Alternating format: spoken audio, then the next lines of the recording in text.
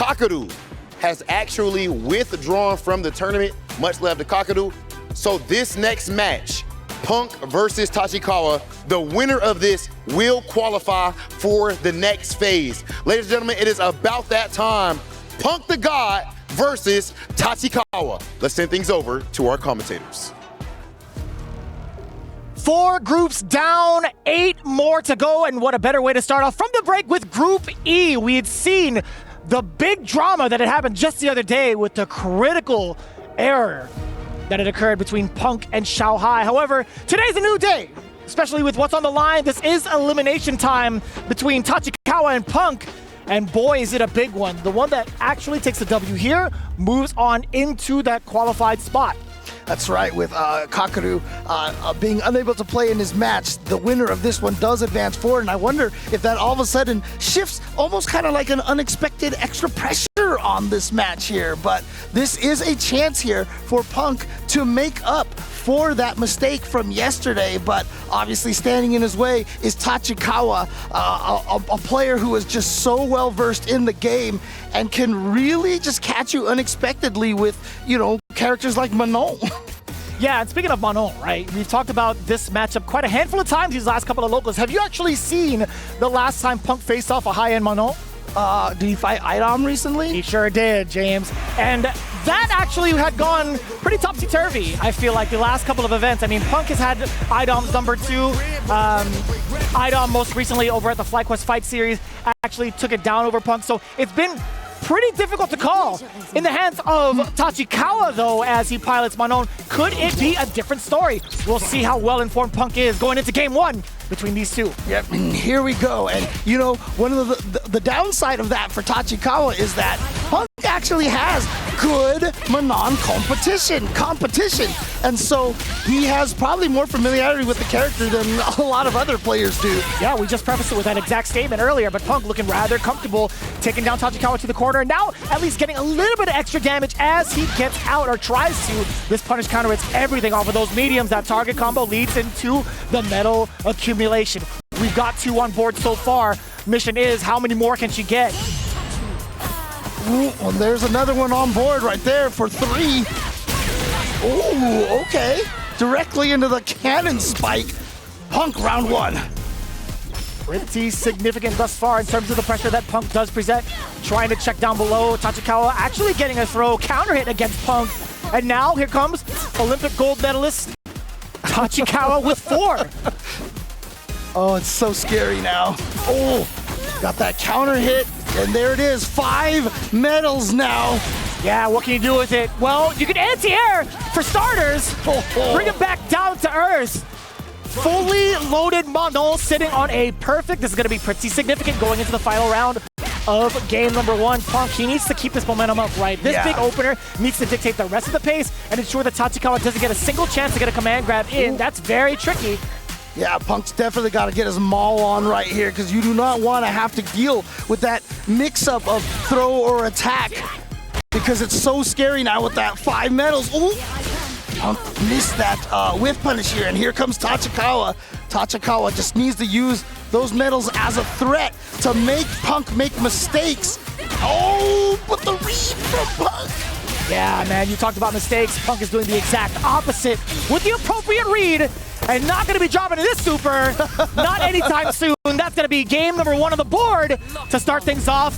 Bang! Man, if I was Punk, I wouldn't even have reached for the water until I saw that KO. Damn, you ain't wrong. You're definitely not wrong.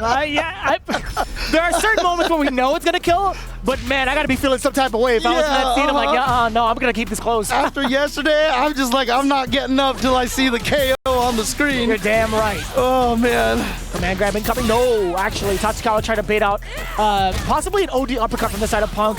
He actually was cognizant to go down below instead and catch Tachikawa possibly walking backwards, but that roundhouse is going to be doing a lot of work, and also for Manon. Yeah, and of course, one of the biggest advantages Manon will always have is the range on her buttons, just outpacing a lot of other characters. Right, I think so.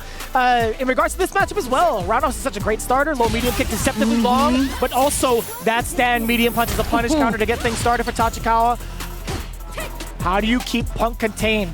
how agile Cammy can be. It can be rather difficult. So we thought medium again. Beautiful timing on that medium punch. Caught Punk right when he decided to walk forward and close that space. He's trying to fight his way out of the corner. And we got a counter hit right there from Tachikawa. What do you do now? As you got 3 medals, how do you enforce your will? Damn! You know how hard it is to get that exact dive kick, timing, spacing, and that angle? Ooh, but look at that perfect timing for the counter hit from Punk to be able to start his offense. But as you see, Tachikawa winning the first round, but at 3 medals here. And also 3 bars. He could close it out after a single hit. And Punk is weary of that. Too close that time. Punk did get the punish counter. Oh, that standing medium punch again! Finding the mark, and Tachikawa ties it up 1-1. Definitely safe to drink the water, I'll tell you what. Tachikawa tying it all up. Managing to find the right momentum. You know, Dual Kevin had harped on this a little bit earlier ago on his interview about the timing of buttons or the spacing of certain buttons, right? Tachikawa has seemed to have found the right timing against Punk thus far. Yep, I mean, again, you know, that Shine clip that kind of went viral in the FTC is actually that is excellent advice. Learning the timing of your buttons and staggering them and throwing them out in syncopated timings makes a big difference.